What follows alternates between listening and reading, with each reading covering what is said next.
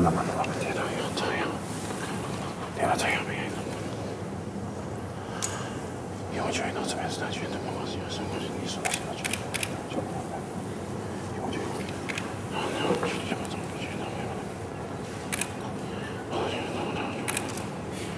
但把有礼貌去。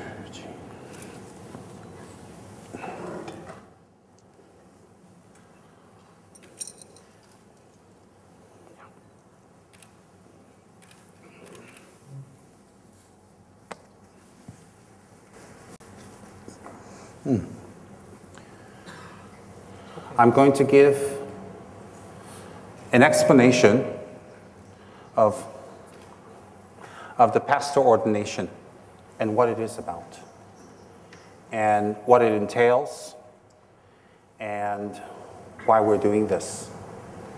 Number two, I'm going to talk about how the pastors are going to contribute to a peaceful, happy, beautiful Malaysia.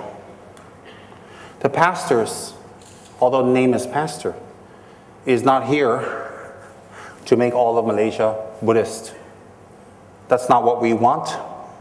That's not necessary, and that's not viable, and that's not respectful. But the pastors are here to contribute to the Buddhist sector of beautiful Malaysia, to make the Buddhists of Malaysia even more better citizens, even more better contributors to society. So we have our Muslim sector, we have our Hindu sector, we have our Christian sector, and we have our Buddhist sector. And if each sector contributes to their own people to become a better member of society, a productive, a peaceful, a happy member of society. This is the purpose of why Kechara House exists, why we wish to create Kechara World Peace Center, KWPC, and why I wish to create the pastors. And I'll explain all that.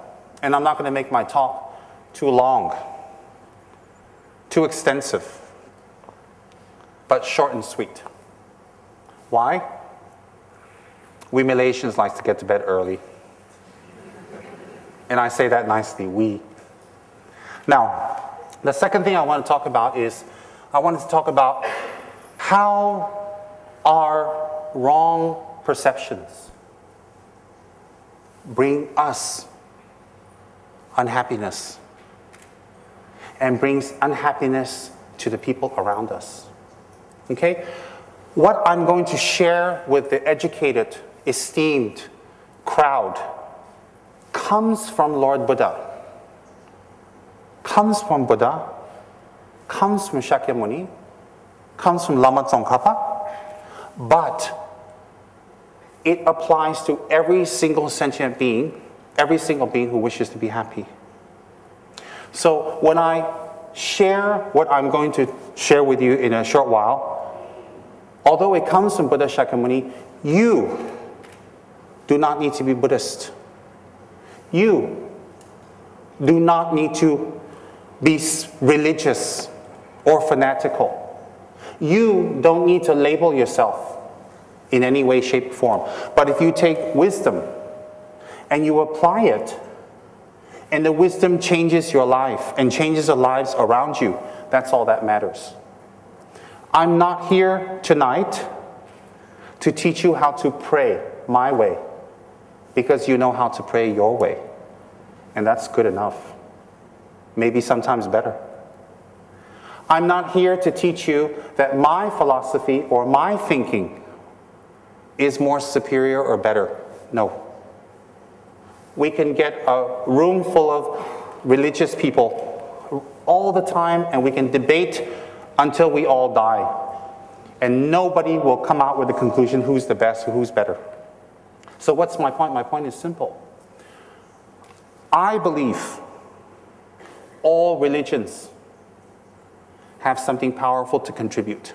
And I also believe that people who don't believe in religion, if I can respectfully label them atheists, also have something very positive to contribute. Because we're all going to be here together use the same resources, use the same water, use the same air, earth, land. We're going to use everything the same. So if I'm going to be this kind of fanatical type of person that, oh, I can only associate with Buddhists, Buddhists are the best.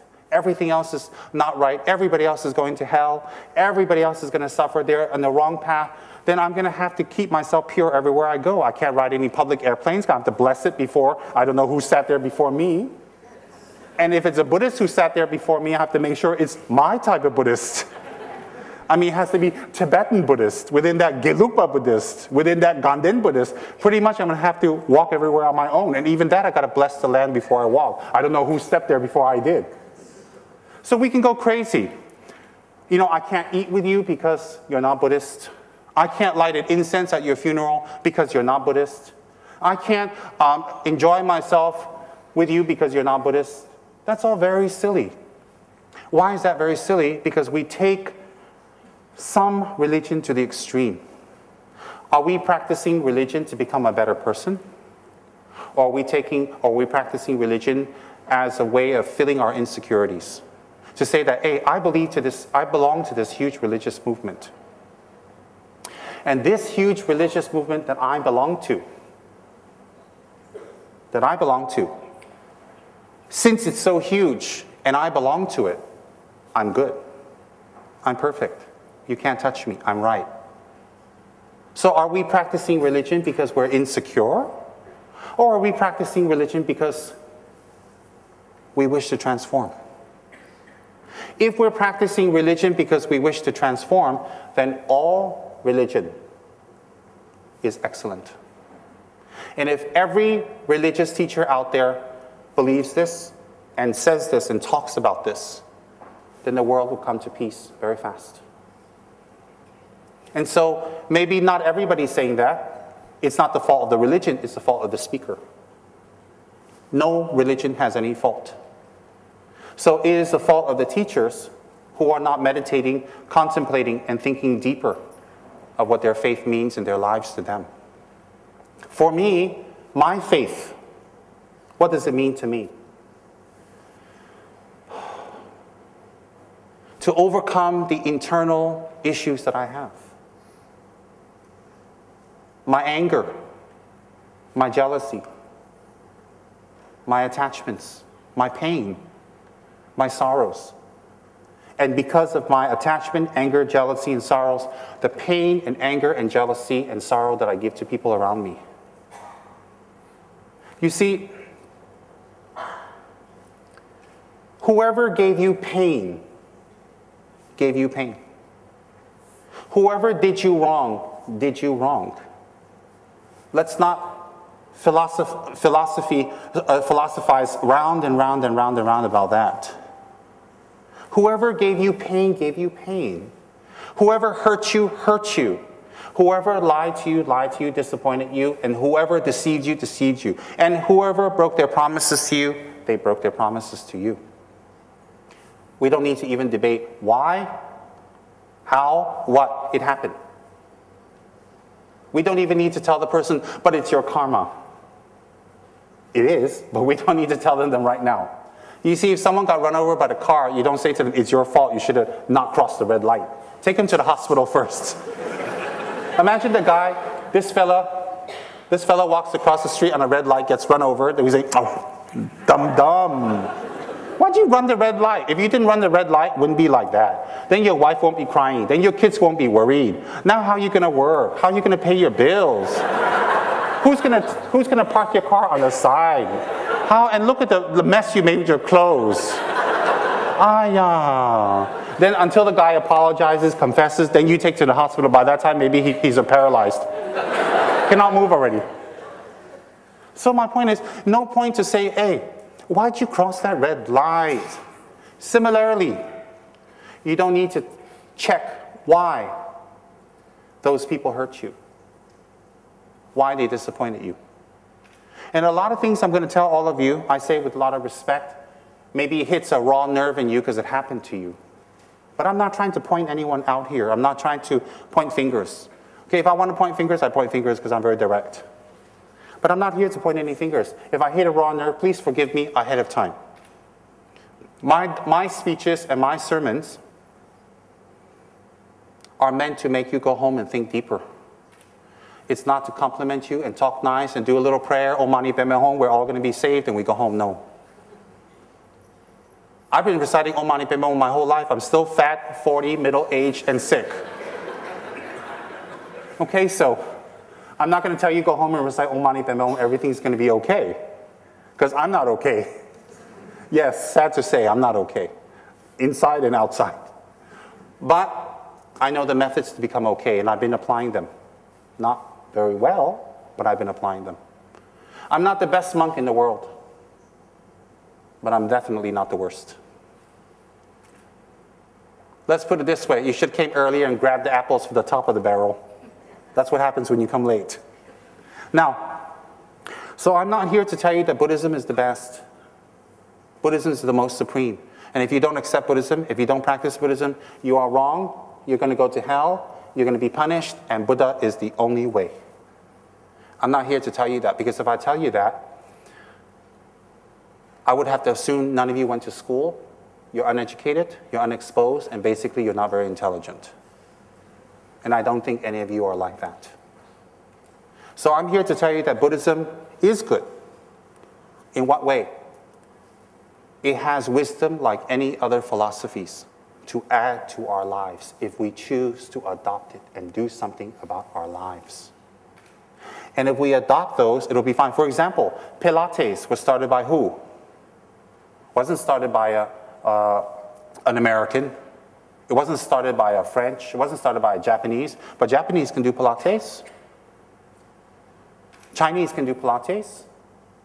A Brazilian can do Pilates. You don't have to be the same nationality as the person who started it to practice it, but it benefits you. It helps you.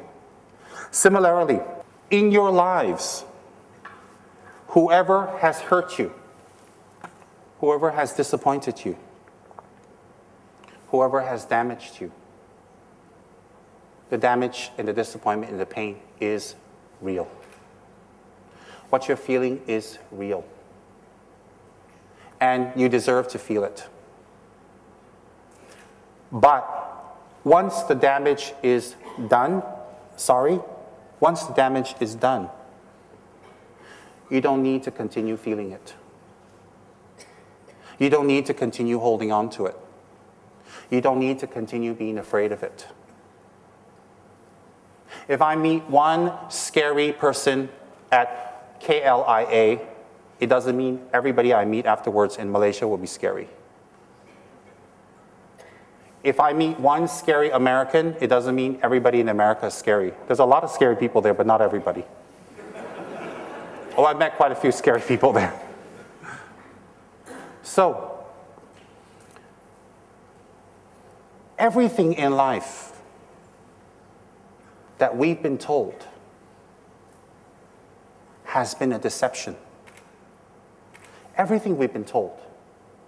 And the people who tell it to us are people who love us, are people who want good things for us, our teachers, our parents, our elders, our seniors. But everything they've been telling us has been deception and not the truth. And they're not telling you because they know. They're telling you because they also don't know. They have to live the deception, and then before that generation, and that generation, that generation, that generation. And what is that deception? That deception is, if you have a lot of position and status, you'll be happy. You'll be at peace. And everybody's going to love you and respect you. And everyone is going to be your friend, a real friend. So let me get out there and get the status. Let me get out there and get the name. Let me get out there and get the position and get the power and get that status. And then when we get it, when we close the doors, we look behind us and we go, ooh, that one's jealous of me. I didn't even do anything. That one is saying this about me and I didn't even do it. That one's saying I'm wearing a wig and it's my real hair. That one is trying to usurp my position. That one is saying I'm having an affair with the lamppost. That one is telling me my husband's having an affair with the lamppost. And that one is trying to have an affair with my husband and the lamppost. And that one came to see me, want to be my friend, but actually they didn't want to be my friend. They wanted me to give them 500, acres of land, $500 million, and all the jewelry that I own, but they want to be my friend. And so when we reach the status, and please excuse me, Malaysians love status. I know too, because I've become Malaysianized. I'm dying to get my dato-ship, but I don't want the normal dato. I want the dato Sri, is it? Because when you're dato, in this room, if you say dato, half the people go yes. What's the point? Okay, so I'm also part of the attachment. Now, so once you get your position, people say to you, I want to be your friend. And after a while, you become scared. Do they? I want to do a business deal with you.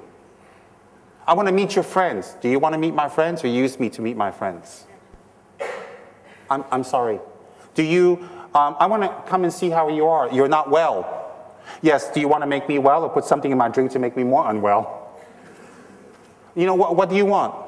So when you reach that position and you reach that status, everybody who told you that if you reach a status was wrong. Because you know what? To have that name and to have that status and to have that position means you have to give up all your dignity, all your peace of mind, all your happiness, your health, even sometimes your marriage. You have to give everything up to maintain that position. And then when people show up, I'm happy. I'm all right. Everything's all right. But you're not. You're not because you're a bad person. Because you put yourself into that deception, not because you're a bad person, because you didn't know. You didn't know. So, if I'm going to walk around so I get closer with my audience. I was influenced by Oprah.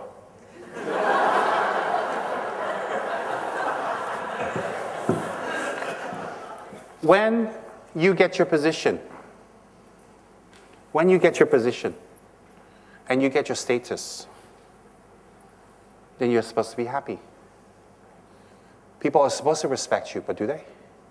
People are supposed to like you because you work so hard to get that position. Do they like you? You're supposed to be at peace because now you have power. You have position, you have money, you can influence people. Are you happy? Or is it based on things that can be removed easily and the position falls? And do you spend most of your life keeping everything necessary to keep that position in place? Do you spend your whole life, your energy, your health? Do you spend all your energy to keep those intact so you can have this? Because nothing arises without a cause. Nothing arises without a cause. So what am I saying? You're not supposed to have position and status and power? No. That means there'll be no leaders. There'll be no government. There'll be no kings. There'll be no governors. There'll be anarchy. It will be crazy. You'll all be ripping away my brocades and statues and my chairs, and I'll come in here, there'll be nothing here. It'll be anarchy. And then if I call the police to report on you, they say, but you said we should be attached to position. So, you can have position. You can have power. You can have name and status. But what's important is this, is to realize 2 points. One is that itself in life never brings happiness. It never brings peace. It never brings you your desired goals. Hence, it is deceptive. They say, but I was told that by my parents, my uncle, my friend, my hero. Yes, you were told that, and they told it to you from the bottom of their heart, but that's all they knew. They didn't know more than that. What else do you want them to advise you in life? Be a loser? Be a homeless? Stand in line in KSK every week? Well, what do you want them to say to you? So what is the balance? The balance is this. The balance is not to sit around and not achieve anything, and not get anything, and not go for anything.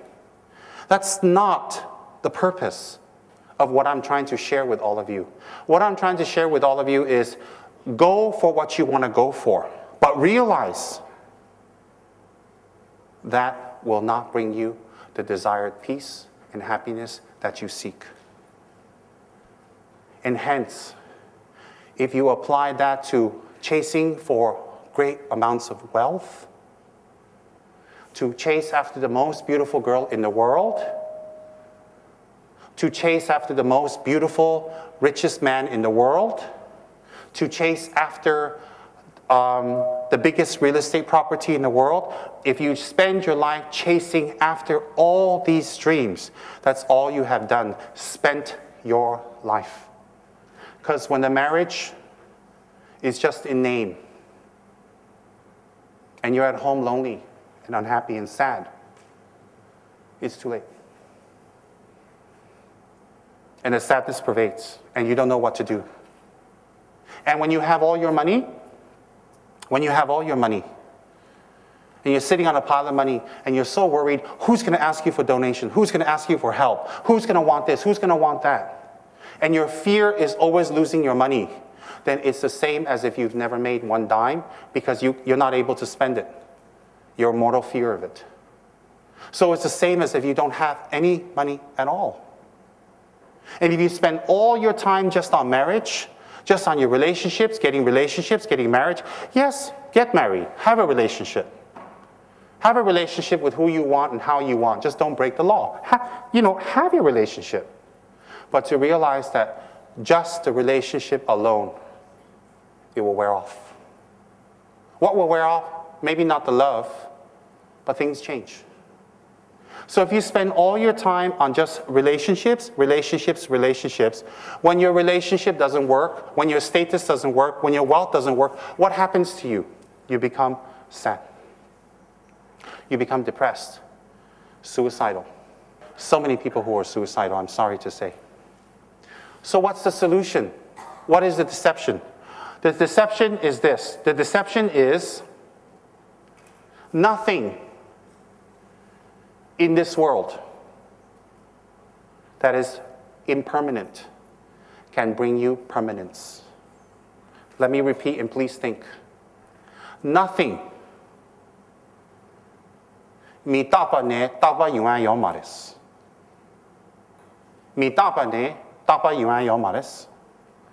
From impermanence, permanent things cannot arise. And if we force impermanent things to be permanent, that's where the unhappiness comes. So the money is not making us unhappy. The status is not making us unhappy. Our relationship is not making us unhappy. Our kids, our wife, our husband, or whatever are not making us unhappy. We are making ourselves unhappy. But you say, but they did that to me. They did that to you, but how do you look at it? How do you perceive it? How do you take it? You see, if you're going to walk across a tightrope knowing you're going to fall, but you're going to do it anyway, because if you reach the other end, people clap for you. If you reach the other end, we clap. If they don't, well, they clap anyway because you tried. But if you fall down at the bottom of the hill, bottom of the mountain, you chose it. You wished it. You wanted it. You tried it. So therefore, when we look at things the wrong way, and we hold on to that wrong view, and we keep that wrong view, and that wrong view becomes very strong in us, that's when we suffer, my friends. What is suffering? Let me explain a little bit what is suffering. Suffering is a sense of feeling trapped. Suffering is a sense of feeling there's no end to what's happening to me. Suffering is a feeling of, I have no choice but to do this. I'm not happy doing it, but I have to do it. Suffering is when you feel you have zero alternatives. Suffering is when you feel this is it and I am stuck. Suffering is when you think they did this to me, he did this to me, she did this to me, the group did this to me. That's suffering. Suffering is when you project suffering is when you project your pain coming from the outside to you. Real suffering is when you think and believe that pain comes from the outside and not from the inside. There are people with terminal diseases, and they will die, but they're happy. They're not scared. They're not worried about their death. And they continue to benefit people to the last breath. There are people with minor diseases. They become depressed, unhappy, sad. They don't want to meet people. They close their doors. They shut off. They want to commit suicide. Why? Disease is disease. What's the difference? The difference is this, is our perception. Ask yourself, do I want to suffer? Do I really want to suffer? Nobody wants to suffer. From the smallest animal to so-called evolved beings like us, nobody wants to suffer. So if nobody wants to suffer, and there is suffering, and there is unhappiness in your mind, what can you do? Well, the solution is not simple, but it can be simplified. Instead of blaming other people, instead of holding on, because sometimes they won't change. You can do any mantra you want. You can go to any prayer hall you want. You can go to any prayer building you want. You can go to meet any Bomo. You can meet any Lama. You can meet the Dalai Lama. Okay? You can meet the Pope. You can meet the biggest Imam in the world. You can meet whoever you want to pray for a change. But that change will never happen. You know why? In monotheistic religions, we are told we have free will. So if we have free will, nothing from the outside can change our mind.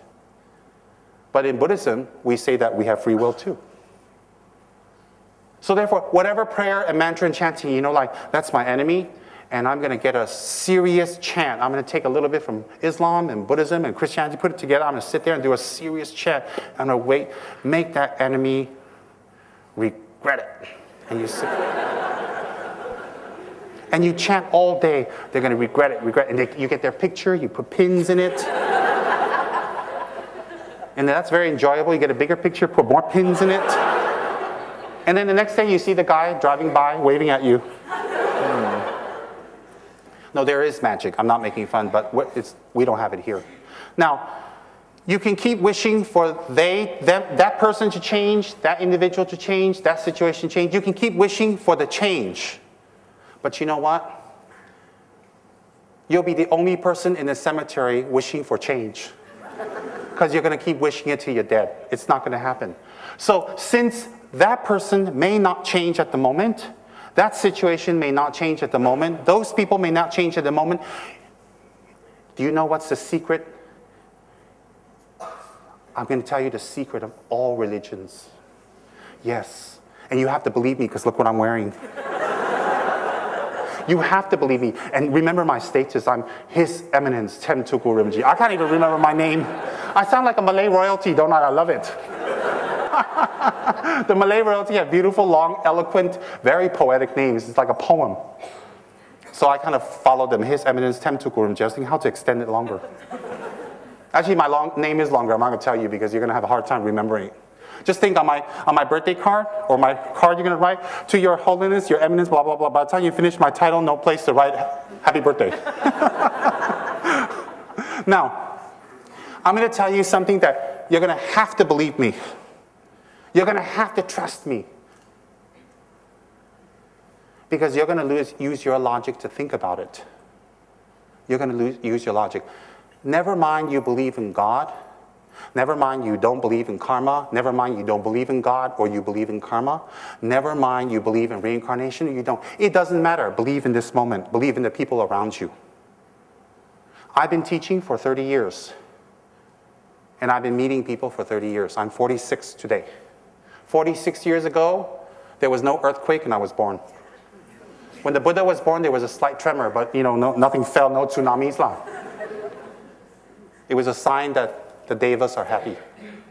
Okay, now, I'm going to tell you a little secret, that if nobody changes, nobody transforms. You can see me up close, fun, huh?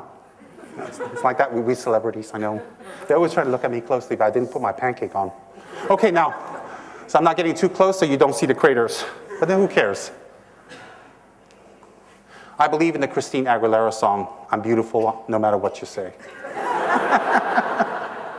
But she didn't say anything. He said, I didn't say anything. Now, the person who hurt you doesn't change, they don't regret. The person who did you wrong doesn't change. Your husband doesn't change. Your husband that was your knight in shining armor became a fat middle-aged loser who you can't stand, but you still have to smile and pretend you're together. Or the wife that was the beauty queen that's turned into a scary queen. I mean, all things change, okay? Nobody's changing, and they got you. They got you. And you're unhappy, and you're stuck, and you say to yourself, what can I do now? I'm stuck. I can't change my situation. But you know what? You can. They won't change. They won't transform. They won't have a different view. And every day you feel closed in, you feel tight, you feel trapped. You feel like, some of us feel like suicide. Please don't. Some of us are so depressed and we go to bed crying every night. They're not suffering, you are. So you know what? You change. You change your view. You change your approach. You will change your tactic. You change your tactic. You change your mindset. You change your anger. You change your jealousy. You change your bad attitude. You change your closed-mindedness. Let me just read something from you, for you, very quickly. Let me read something very quickly for you that I just kind of saved to share with you tonight. This is from the perfect and enlightened Buddha Shakyamuni, as re-explained by the saint, scholar, and master of Tibet, Lama Tsongkhapa. Secondary afflictive emotions. It's not very long, so don't get scared. I didn't get the Lamrim out. If I get the Lamrim out, camp here. Secondary afflictive emotions. From anger. From your anger. Never mind what people do to you. Remember, I'm not blaming you or the other person, and I'm not saying you're wrong, okay? From anger arises aggression, belligerence, resentment, spite, jealousy, and eventually cruelty. So if we're always angry, and we keep an angry mind, and we keep focusing on what that person, that group, or that situation did to me, if that's all we think about all day long, we meditate, we contemplate, we believe, we hold on, and that pervades our life, all right? If we always think how they did this to me, and we are angry, then from anger comes, according to Buddha, aggression, belligerence, resentment, spite, jealousy, and eventually cruelty. That's what Buddha tells us. I'm not telling you what Buddha says to you to pray or become Buddhist. I'm not telling you that. I'm telling you how our mind works. Buddha is telling us how our mind works. Because if we know how our mind works, we can cut off the problems and sufferings. We can cut it off. That's what Buddha is telling us. We can cut off the sufferings created by ourselves. From attachment. Attachment is holding on to something, thinking that this object and only getting this will make me happy. Nothing else will make me happy, but getting this will make me happy. From attachment comes, from our attachment to something, the mind will generate these secondary afflictions for yourself. You will become miserly. you'll become avaricious, greedy. You become very haughty. And you become extremely excitable. Excitable means prone to getting fits, unhappiness from attachment. I must have this. I must have it. Number 3, from having a closed mind. Your mind's closed. It's only my way, nobody else's way. I don't need to listen to anybody. I'm the best. I'm the smartest. I don't need to listen to this weird monk. I don't need to listen to this weird this, that, this. I am it. I am educated. Whatever I know is the best. If you think like that, from that type of mind will arise concealment, suppression of your faults, because you can never be wrong.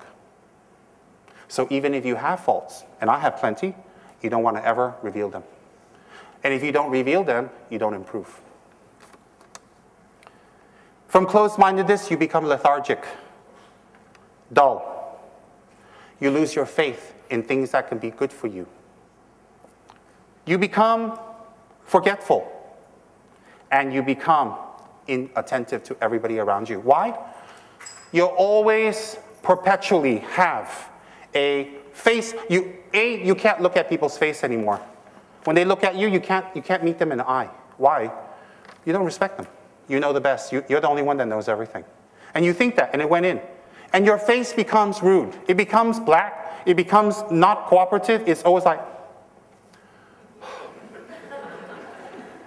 you know, whatever people say, whatever they do, you don't even have the common courtesy to be alert, aware, polite, and share views, you accept or not. You won't even have that because your mind becomes so closed. Because everybody is wrong and you are right.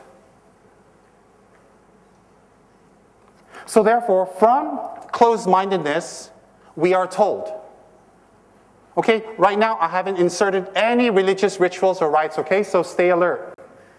Don't be like, oh, when do we get baptized? Where's the trap? Oh, no. Let me be me. And how will you benefit Buddhism if you're baptized? Oops, sorry. All jokes aside, being baptized, being thrown some water on you, hey, I'm Christian now, I'm Buddhist now, doesn't save you at all. If it saves you, everybody who takes a bath every day is saved. None of that saves you, it's just a ritual, it's empty. Unless it changes inside. From closed-mindedness, we are told by the science of the mind, concealment arises. You hide your faults. So therefore you can never improve and you fall behind. You become lethargic, dull.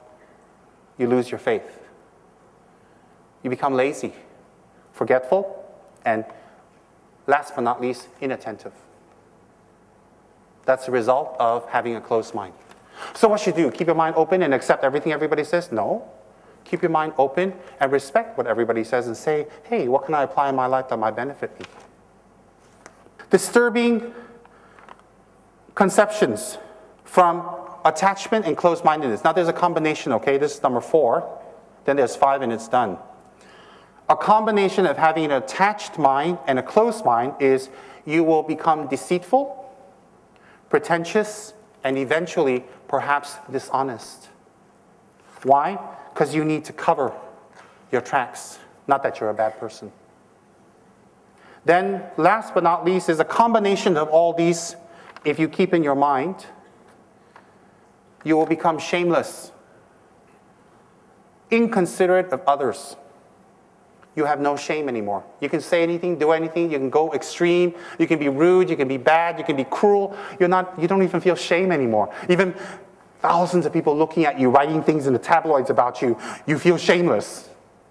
Trust me, people are writing things about me all the time in the Buddhist circuit, the whole world. I am the most controversial Lama in the world. And I hold on to the trophy. The second trophy I have from the Buddhist community of the world, no, I'm not kidding, just go online and take a look. The second biggest trophy that I got that I refuse to give up and share is I'm the only Lama or monk who's a diva. You know what a diva is, gotta be my way. Thank you. I know you must have, you heard me say, but earlier you said that Buddha didn't say it has to be just his way. I know, but I'm not talking about him, I'm talking about me. So when you have all these qualities in your mind, and you have not changed them, the closed-mindedness, the attachment, the anger, and these emotions, the final result that you will create for people around you is you will become a shameless person. What does a shameless person mean? You can do anything irregardless of how it affects other people already. You don't feel anything anymore. We don't want to reach that stage. You become inconsiderate for others. You're never embarrassed. You become unconscientious, and you become highly distracted. So from a Buddhist point of view, sharing with an international, interreligious group, what's my message to all of you? You are not inherently bad people. And I am not here to tell you that you're bad people, and I'm so good, and I've got the only way. But I do have a slight advantage over you. I've studied Buddhist philosophy, and I've given up my life for it for the last 30 years. I have studied Buddhism since I was 11 or 12. I became an ordained monk at 23. So I lived most of my adult life studying this, not because I had nothing else to do, not because I didn't have any choices, not because I couldn't do anything else. Oh, trust me, I could have done a lot of other things. But I chose this is because I saw my parents, I saw my neighbors, I saw my friends, I saw the world around me, and I said, you know what? There must be another way. My parents were totally against me studying Buddhism. Totally against. Once I became a monk, my parents disowned me. At 23, I was disowned. They never spoke to me again until they passed away, ever. They cut me off from their will, everything. But I chose my path. I chose to transform my mind. And I still love them. There's nothing to forgive, but I changed my views. Sometimes the spiritual path is quite lonely. It's quite lonely. But that's temporary, because in the end you won't be lonely. I'm not lonely. Look at all the friends I have in this room. Now, if you change your views, lessen the anger, lessen the closed-mindedness, accept, give way, try another way, it's never too late. You will make yourself light, and you will make the people around you invigorated. And you will change the lives of people around you. Do you know what will change the people around you? Let me tell you. Your compassion. Your giving nature. Your genuine wish to be a benefit to them. Your altruistic, true nature that you and I all possess deep down inside of us will manifest. Your genuine compassion, altruism, and care for others will arise. And when you become a person that is generous, diligent, compassionate, caring, giving, why wouldn't you be happy? And why wouldn't you make the people around you happy? So we have a choice. And the choice here as grown adults, please don't focus your lives on yourself. Focus out now. You spend most of your life focusing in. Focus out. And whatever disturbs you, and whatever pains you, and whatever hurts you, do you know what? It's done, it's over, it's gone. It's time for you to stop hurting yourself by letting go. How can I let go? It hurts so much. That's why you should let go. What should you do? Hold on to the fire? Stick your hand in the fire, but it hurts. It hurts. Take your hand out, but it hurts. Take your hand out. It hurts. And you're like, but it hurts. I know, take your hand out. You want help? No, because my way is the best way, closed-mindedness. But your hand hurts. Take it out of the fire, please. And that's like that with anger and closed-mindedness and jealousy and avarice. Is that when we're that angry, it's like being in fire all the time. And even when people tell us come out of it, you're burning. Non-stop. And you make the people around you burn. If you're a Muslim, that's wonderful. There's absolutely nothing wrong. There are very bad Muslims in the world, but there are more good Muslims. If you are a Buddhist, that's wonderful. There are very bad Buddhists in the world, and there are good ones too. And so on, and so on, and so on. So if we are a good Muslim, if we're a good Buddhist, good Christian, good Hindu, a good atheist, whatever it is, you know what's a sign that you are good? Do you know what's a sign that you're spiritual or you're a good person? Let me tell you. The people around you are not afraid of you. The people around you look forward to seeing you. The people around you care and love you for you. And the people around you respect you. Then you're a spiritual person. Then you're a good Muslim. Then you're a good Christian, a good Buddhist, a good Hindu, a good Sikh, good whatever you want to be. Because if you're a little Bible-wielding Christian running around telling Jesus is the way, but you're angersome, you're hateful, you're spiteful, you're jealous, oh, it doesn't make sense. So if you're running around with His Holiness Pabongka's great Lamrim text and telling everybody, be kind, be kind, be kind, be kind, be kind, or you're praying to Amitabha with your fist drum, reciting Amitabha, but afterwards you're selfish, you're closed-minded, you're tight, that's not spiritual. Spirituality is not prayer. Spirituality is not the temple or the church or the synagogue. Spirituality is not a building. Spirituality is not a statue. Spirituality is the transformation you have in your mind and the effect it has around the people around you. That is why it's called spirituality. It's of the spirit. So you can do pujas, you can do mantras, you can do prayers, you can do whatever you like. But if people around you are afraid of you in a negative way, and people around you don't like you, and people around you get hurt by you, and they're damaged by you, if people around you feel that around you, then no matter how many mantras you do, it's no use. No matter how many times you go to the church, it's no use. I didn't say the church is no use. I'm saying it didn't go inside of you. You see, going to the church is wonderful, but is the church in you? That's what we need to think. So, what's very important? What's very important is this. What's important is we have a choice. Continue being unhappy, or parts of being unhappy, and making people unhappy, or make a difference now.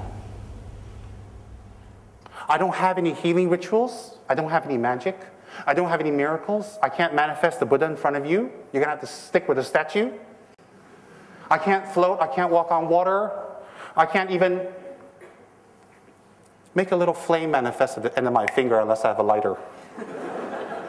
Okay, I can't manifest blessed mud to put on your foreheads. Heck, if I eat the wrong food, I got indigestion. I don't have any of those powers. But I will tell you right now, I've had a very unhappy life. But if it wasn't for some of the things I shared with you now, it would be even more unhappy. That's all it is. And the choice is here. So whether you're a Hindu and you pray the Hindu way, that is so beautiful. But make sure you make everybody around you happy. Make sure the prayer extends out. And you know what? The minute something goes wrong, let that be your spiritual training. The minute something goes wrong, don't say, I give up. I'm going to stop. I'm not going to do it. That's it. Don't do that. Continue. Because you know why? In continuing what you're doing, although you fail or you feel disappointed, in your continuance, you know what happens? That is spirituality. Because you're developing fortitude. You're developing diligence. The minute we give up, we're not spiritual. We're not spiritual.